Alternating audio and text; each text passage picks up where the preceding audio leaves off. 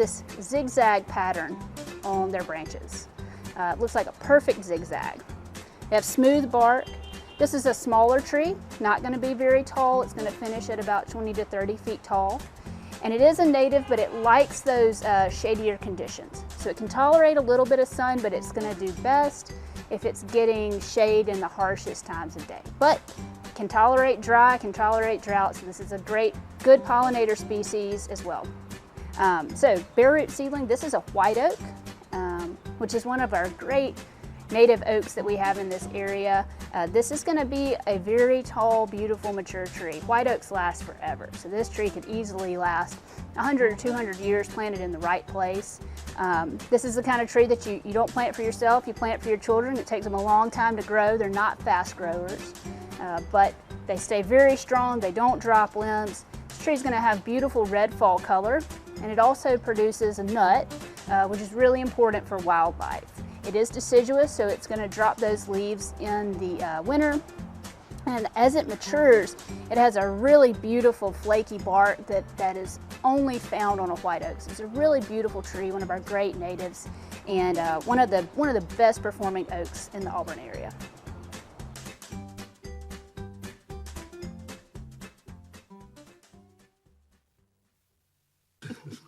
Citizen survey presentation. I'll turn this over to you, City Manager. All right, this evening, well, 2 years ago, you had a presentation about the citizen survey that was just videoed. We were in the thick of COVID, and this time we have Jason Morato, who's joining us from ETC Institute. He's joining us via Zoom. This is a 15 to 20-minute presentation, and I didn't want him to have to travel here from Kansas City for such a short presentation. So he's going to go over everything. You'll be able to interact with him. He can't see you, but he can hear you. And so you'll be able to ask questions and interact as if he's in the room. Just a quick note, the survey, as I mentioned late last week, was nearing ready to go. We didn't have it quite finished for today. I anticipate it being ready tomorrow to distribute.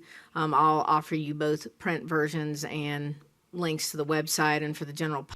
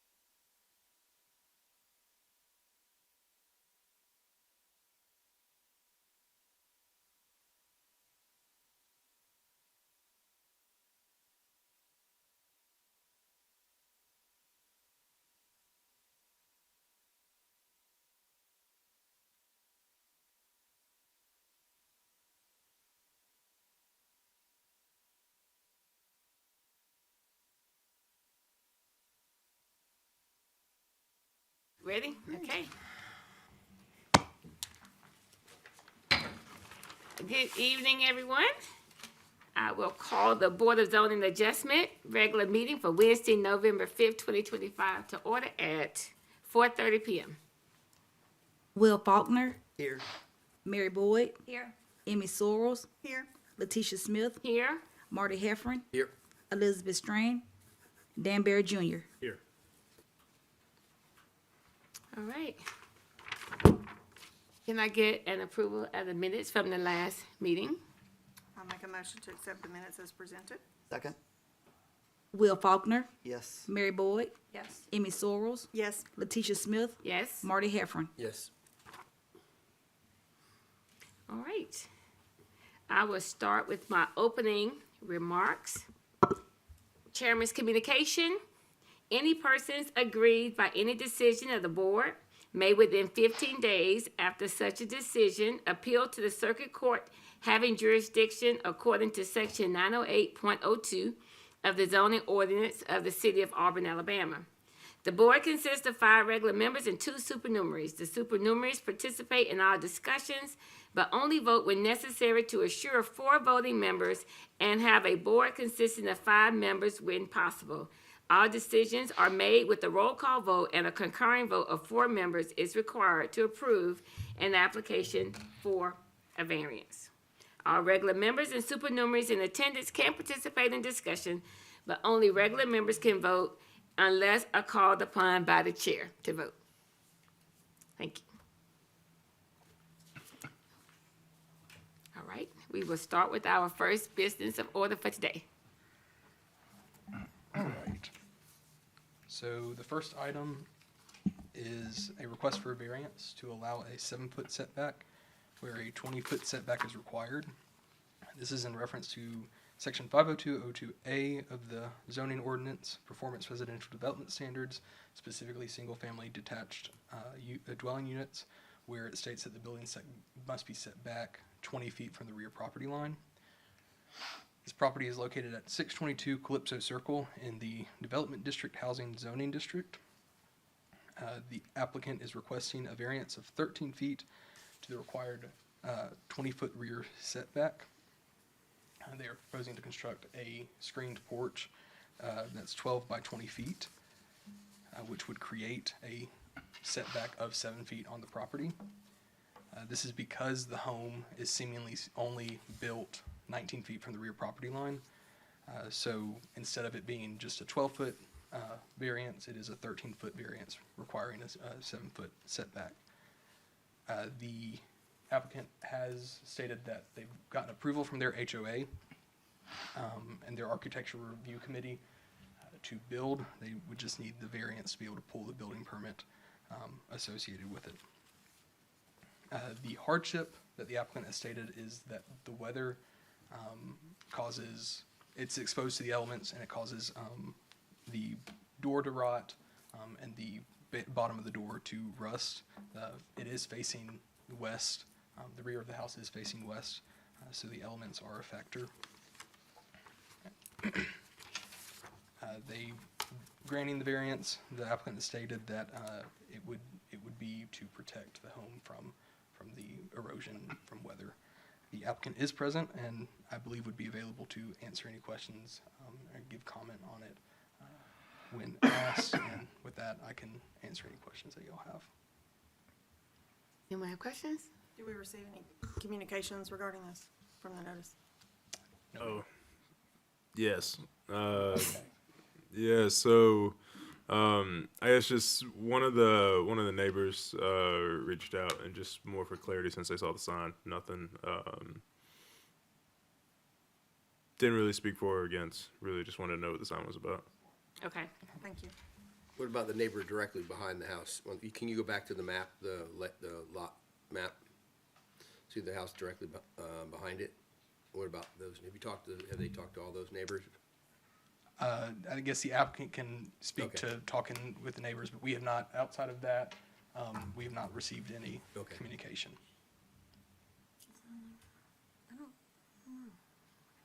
You have a question? for the planner? Oh, I just can't see on this if this is a duplex or a house. I can't really tell with It's that. It's all house. single It's a family house. Oh, Yes. okay. I'm sorry, it just looked like one. It just looks long, yeah. This one is also like right on that property line. Yeah. Oh, yeah. Okay. Okay, I don't have any more questions for the planner. Okay. All right, we will open the public hearing. Is the applicant here? Oh. And if you haven't already, please step up and you can sign in. Okay, well, come on to the stadium, to the podium. We were talking about football. War Eagle. It's tough times right now, but still, War Eagle, War Eagle always. Yeah. always, yeah.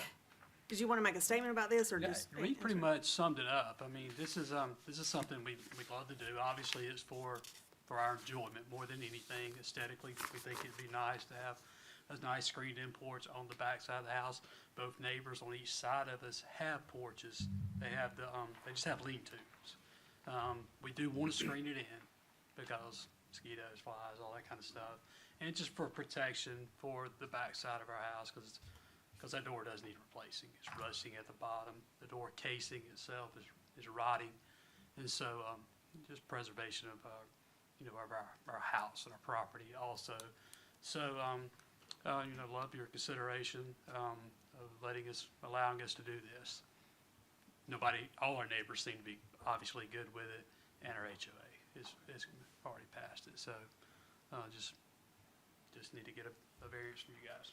I do have a question. So have you, understanding you were talking about what the weather is doing to the door, have you considered some other options that would not require a variance that could also help to preserve the integrity of your home? Well, there is no other option other than putting some kind of cover over it. Otherwise, it's just going to be exposed.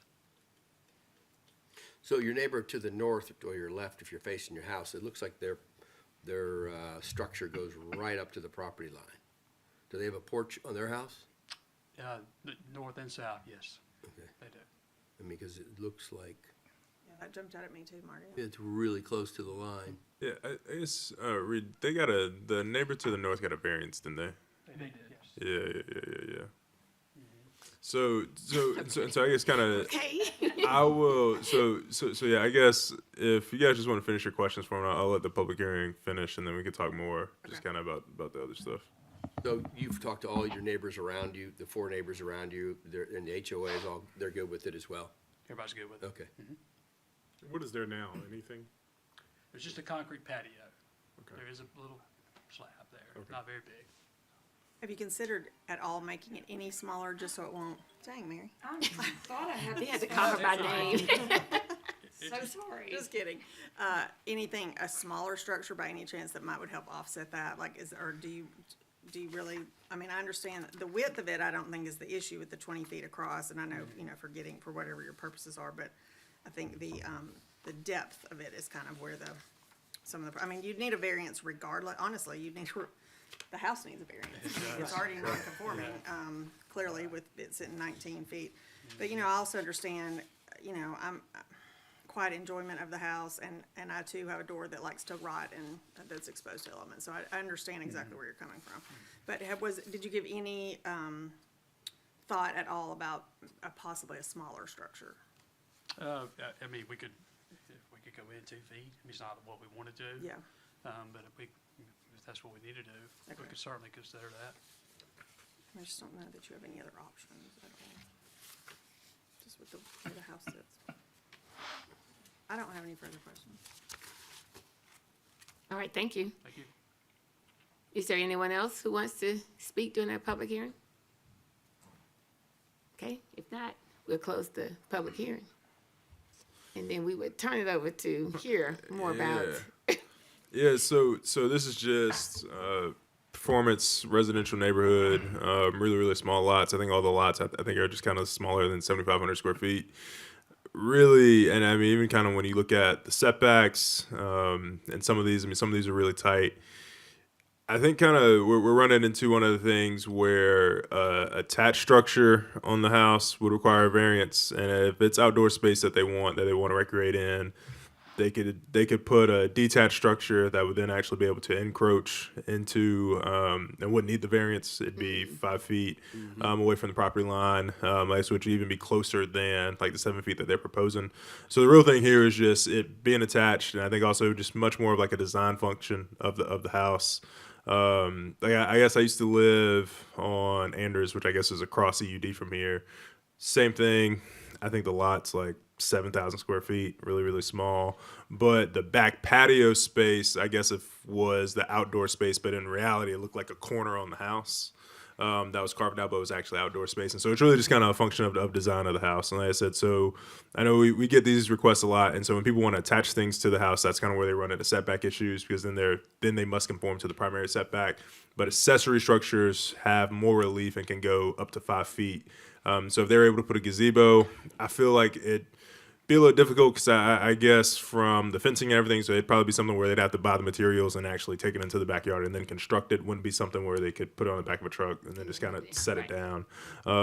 So I think also just kind of from staff's perspective, there are options here if they were to enjoy, the desire was to enjoy and recreate outside, it just wouldn't be able to be attached to the house.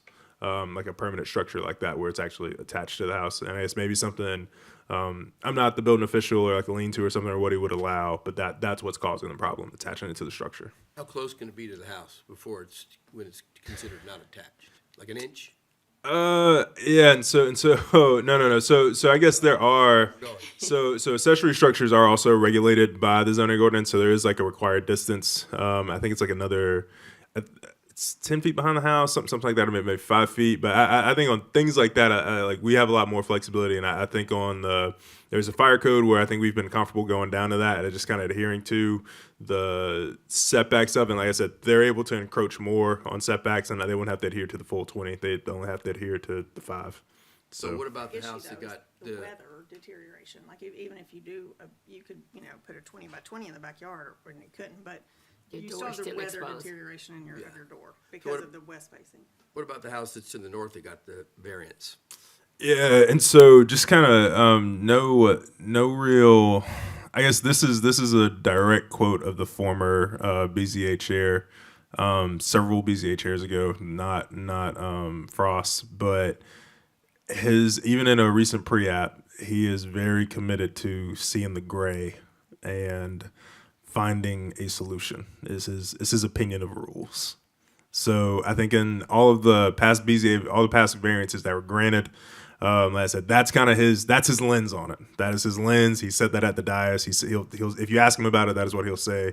I don't think I'm talking out of turn or anything. So I think on the variances, from staff's perspective, would not be a hardship. Like I said, I mean, you really just have the decision of you can't attach it, you cannot attach it. If you do attach it, then it require a variance. But really, just kind of from the staff perspective, if you buy into performance subdivision like this is one of the things that you should know. Smaller lots, you don't really have the availability to do this. And like I said, in the past, the BZA was a little more permissive on some things than they probably should have been. But And we were scolded. Any other discussion? Okay. Someone wanting to, I'm sorry. I closed the public, right, so we're in board discussion. Okay. Yes. All right, anyone want to put a motion on the floor? I put a motion to approve a variance BZ 2025008. I'll second. Will Faulkner, Yes. Mary Boyd, Yes. Amy Sorrells, Yes. Letitia Smith, No? Marty Heffron. Yes. It passed. All right, thank you, congratulations. All right, so our next order of business is BZA 2025-010. Good evening, everyone. Good Can y'all evening. see, by the way? I know I'm a little tall. We can see. Good, perfect. We Okay, got you. so our next case is a request to allow a variance to the allowed maximum 50% to allow residential accessory structures to be over the 50% of the primary structure's floor area, or most commonly known as Section 511.03J in the City of Auburn zoning ordinance. The property in question is located at 732 Mercer Circle and is located in the Corridor Redevelopment District East. So kind of looking at the prox map here, you can see that the property is located on Mercer Circle, which is off of North Dean Road. Right across the street is the shopping center where the Kroger is. So if y'all have ever shopped there, I'm sure y'all have all gone by there. This is kind of just a general location of where this property is. This is a survey of the subject house. I included it because there are some floor area calculations that we don't have specific calculations on. That's why it wasn't included in the variance request. But the applicant has provided us a survey. I thank them very much for cooperating on that. What they're asking for is a woodworking garage that they're wanting to build. They're requesting, or the application is looking at building around 960 square feet for their garage. It's just a hobby that the applicant loves doing, and they want to build a garage accordingly to continue their hobby. There's nothing wrong with that. There's also a shed, that's why I'm including the survey right here, in the back of the property that was provided. The applicant has not stated if the shed will be removed or is going to be still there after the proposed site. But the shed itself, or the new garage, is going to be located about right here next to the shed, which is about less than 5 feet away from the current shed. So we do have another stipulation in our zoning ordinance that says no accessory structure can be next to another one that's less than 5 feet away or 10 feet from the principal structure. So that is something to look at as well. That's just miscellaneous right there. But pretty much the discussion around this property is the applicant wants to build a 960 square foot shed, which is, this is with the renderings of it. You can see it's got 2 garage doors. It's got a second floor. I think the floor plan says the first floor is going to be a garage, as well as office, storage, and a bath on the second floor. Their current square footage is about 12,046 feet, which allows about, let's say, 623 square feet of an accessory structure to be built. We do have, I would say, other options to build something a little bit smaller. I mean, they can get about 600 if they're wanting 960 already. And since this applicant is zoned CRDE, which does have a little bit smaller lot sizes, and it is in a little bit of an urban area, we typically don't see these larger accessory structures permitted because of the small lot size. It's not really so much of the square footage, it's more about the small lot size and the density and the closeness to downtown. So, and with that, I'm happy to answer any questions. And I do believe the applicant is also here, so. But we did not have a site plan, correct? We Like do, where it is would right be- here. It was a survey, but it's an as-built survey, site plan. The approximate square footage is about 1,264 square feet. Okay. The footprint of the new structure, still meet impervious surface requirements? That would go into the building permit. That was not looked at. This was solely just a square footage case for this variance. So I have just a mathematical question, just make this easy. So when I was reading through this, I got lost in all the different accessories. It was a lot of data. There were a lot of things that talked about what's square footage and what was assessed via taxes and all that kind of stuff. So making sure I understand this right. So you got your primary property that has a total floor space of X number. And the rule is any of the combined accessory structures can't equal greater than 50% of that number. So where are we on the numbers? The numbers? Yeah, I couldn't quite see it very clearly articulated inside the application. Yeah. So am I missing something so that we can at least see what is the number we are at with all of these different accessory structures in relation to the total square foot of the primary residence? Does that make sense? Yes. Okay. So originally the application or the applicant put in their square footage of the house at 1,100 square feet. Okay. Now there has been some additions since then, as including a screened porch as well as a washing area.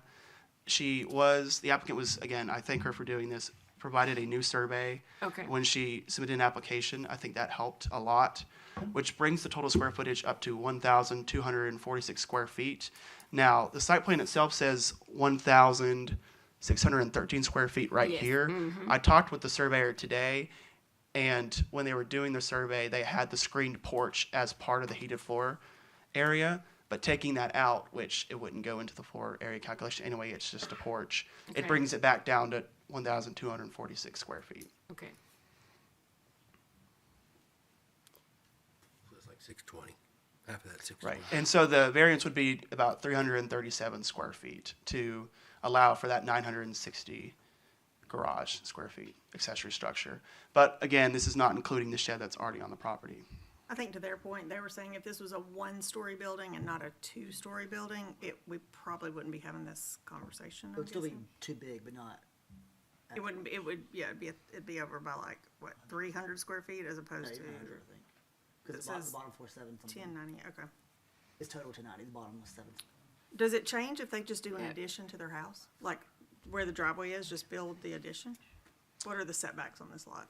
Or, I don't know I don't know what the setbacks off the top of my head are in CRDU. Sorry. Yeah, a separate structure should be able to be pretty close to this back. Yeah. It's like 10 feet. Right. Yeah, that was just have to be something that we'd look into with the building permit. This was just, we talked about maybe adding the structure on to the primary residence, but they wanted to go in the backyard, so, I mean, I get that. But that was not really looked at. With that, you'd have to include a whole building plan with ISR, FAR, setbacks, all of that. Right.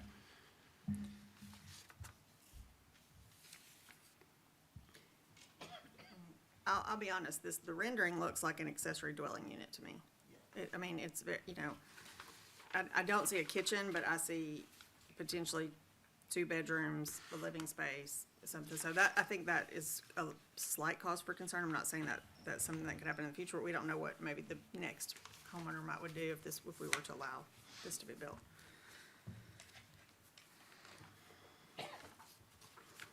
Any other questions for the planning committee? Do we have communications on this? Any? I have labor not heard any, communications? specifically, I don't know if Justice has heard any communications regarding this case since the signs have been put up. Yeah, so I haven't, and I guess to kind of get back to your question, the accessory structure would be larger than the house, and I guess that's kind of that's the thing. Like, so Yeah. on the ground floor, like it's 785, but it's multiplied by 2 since it's a two-story structure. I guess that's kind of also a part of it. It's kind of a part of the discussion, but I guess we can just kind of let whatever questions you guys have for Chris, and then public hearing, and then I can kind of fill in some more context for stuff. Any more questions for Chris? Okay.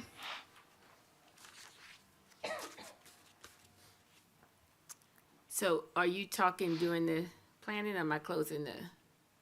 No, I would say just go ahead and open the public hearing. Okay, so I will now open the public hearing, so the applicant, feel free to come forward and speak. And if you haven't signed in, make sure you sign in. Okay, thank you so much. Can you hear me? Yes, I love that smile, by the way. Thank you. I'm Leslie Edwards. My family lives at this address. It was my grandparents' house. They built it in 1958, and my mom grew up in it. And our extended family's gone there for decades. It's real special to us. We have a lot of memories there. We bought it from my late grandmother in 2018, and my sister actually just bought a house on the circle too, so it's kind of, a little family area. We love living there. We love our house. The space is just not enough for us. Like, it's 1,200 square feet. We've been trying to make it work for 7 years. My husband works from home, and his office is taking up one of our 3 bedrooms, and it's hard to keep the noise down for him. And like he said, I would work on cars, and right now everything is on my carport and along the sides of the house, and it's like an awful eyesore. Like, it's a security threat from burglars, and like we trip over stuff all the time walking through there, and I gotta work outside, so the weather makes things hard.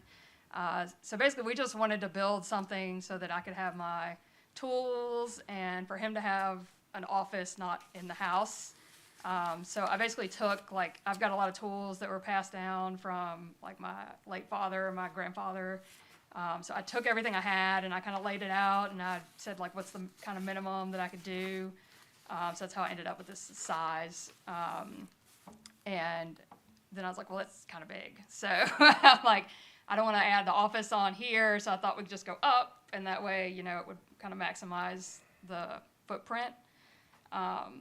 We did look at all the possibilities before we decided to stick it in the backyard. Like, you know, we could tear down the house and put like a giant primary structure there, but like every house on that circle is a 1-story, 1,200 square foot, 1-car carport house. Like it would look ridiculous sitting there in the circle. So, and we're kind of sentimentally attached to the house, so like we don't want to tear it down.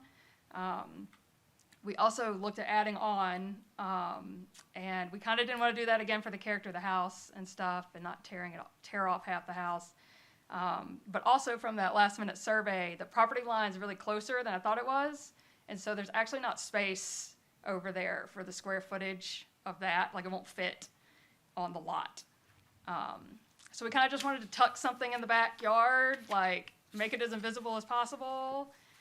We've got a lot of old growth trees, like 60, 70 years old, a lot of overgrown shrubbery from the neighbors. So it really would be hidden back there. It's well within the ISR.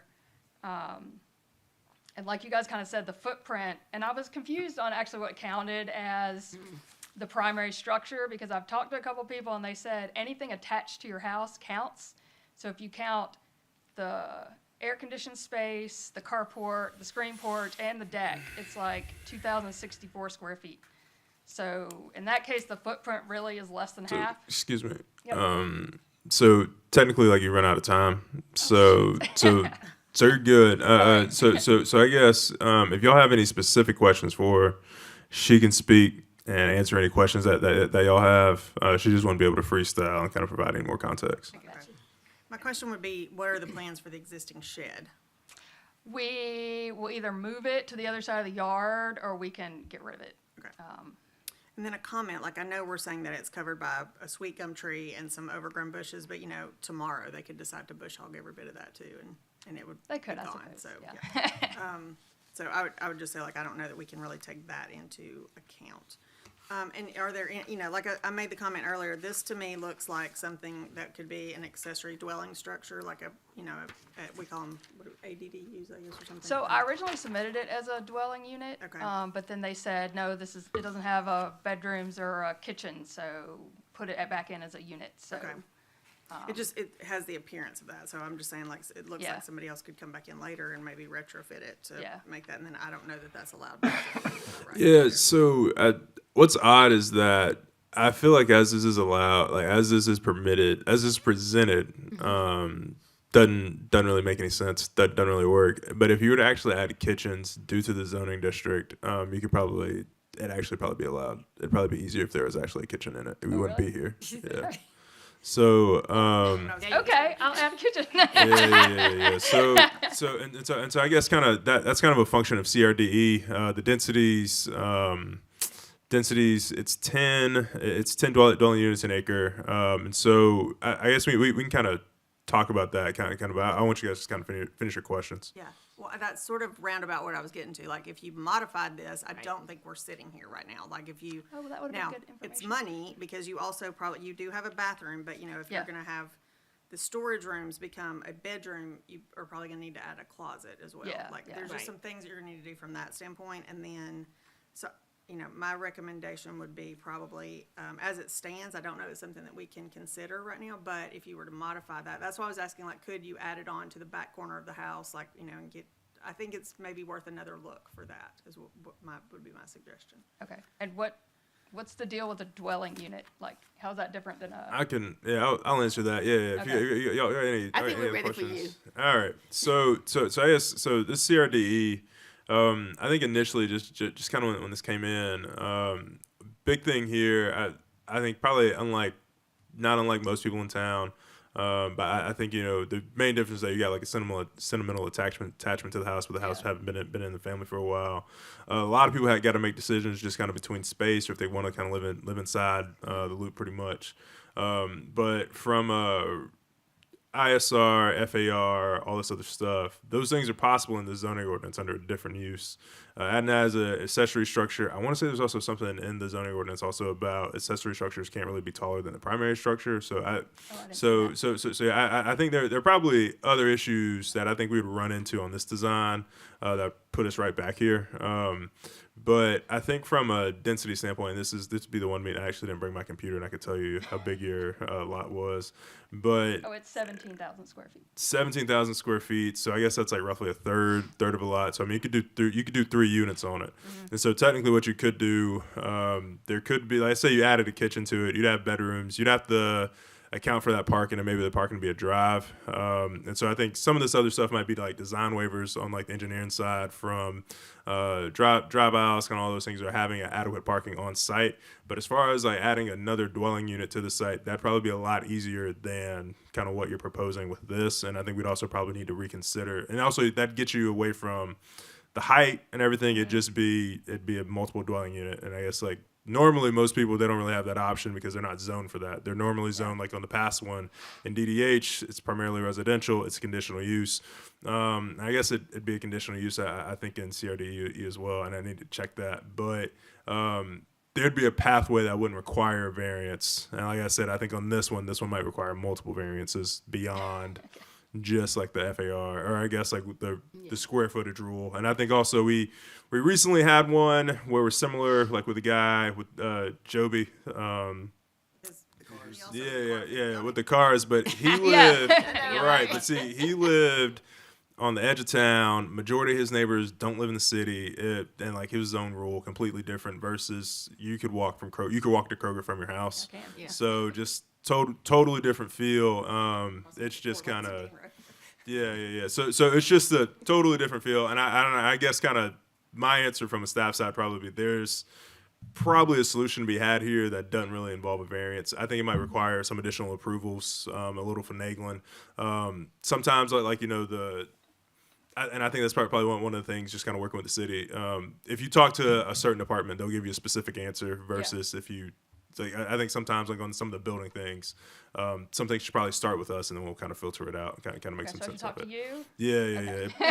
Probably better just to talk to us and kind of figure out kind of best way to handle this. So Yeah, because as a board, we're really here to just interpret the rules, and so as it stands now with the existing shed, like even without a site plan, you know, I think the plan is to put that, like we're bound by those kind of variance rules, which are, I mean, you know, if your neighbor was throwing up 5 or 6 big giant structures, you would probably not like it as, you know, either. So, No, yeah, I get it. so that's kind of where we're coming from that. But I would say my suggestion to you would be, you know, after this vote, like get in touch with the planning department and let's, you know, figure out some different options for you. Okay. All right, so with that said, would you like to put a motion on the floor? I'll make a motion to approve BZ 2025010. And I'll make a second.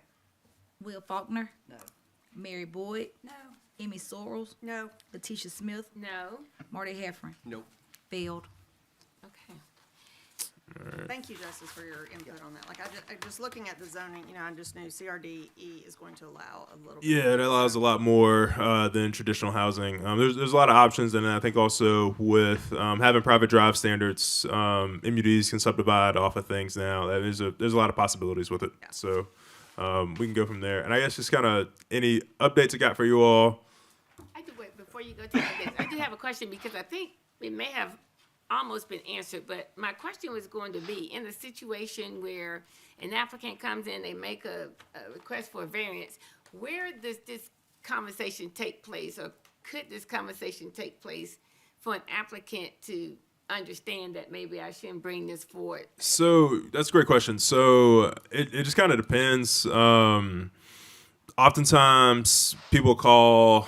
So I guess optimal case scenario would be they'll call staff, like they'll talk to the planning department initially. We'll kind of walk them through all the stuff, and then it's like, okay, well, no, you actually need a variance.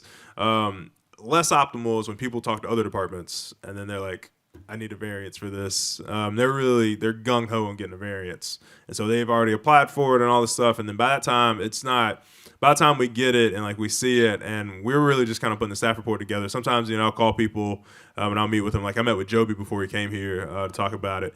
But normally, like I said, I mean, we can't really stop people from making applications, and oftentimes people just want to make applications.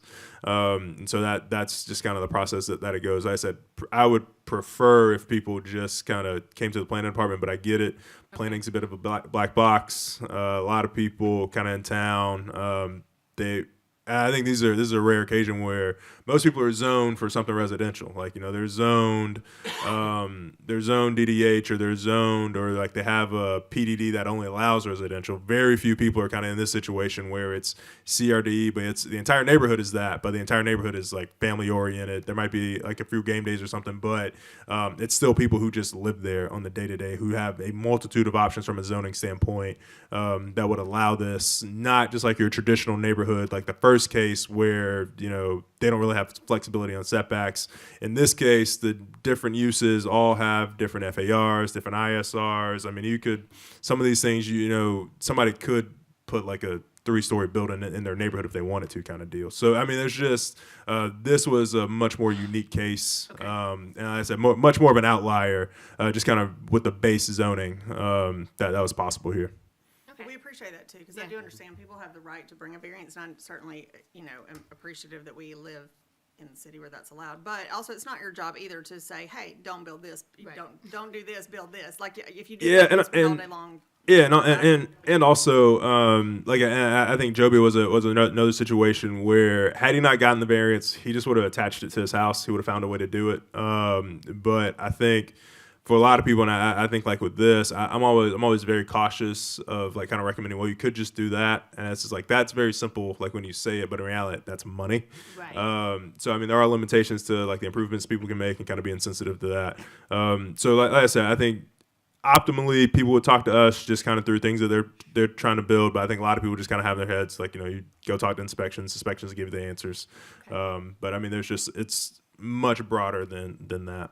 Well, we always appreciate someone who tries to keep to the character of an existing neighborhood, as opposed to if she wanted to tear it down and build a giant structure, she could. And I'm sure her neighbors appreciate that as well. She could. You've seen it happen. Okay. Do we have other updates? Yeah, we do. Like I said, just kind of with the stuff that is going on, me and Scott have talked about it a lot recently. It would be really nice if we could just kind of coast through the holidays, see you guys in January, but that is not the case. Oh, I thought you were gonna say that is not the case. And so I actually don't know if we'll have a BZA case for December, but we will have another hearing. And so this one's not SCR related, and so we'll talk about that. But yeah, there will be another hearing, and so we'll set a date. I'll give to you all, and we'll kind of schedule that. And we'll go from there. So that's all I got. All right, we adjourn the meeting at 5:07 p.m. Thank you.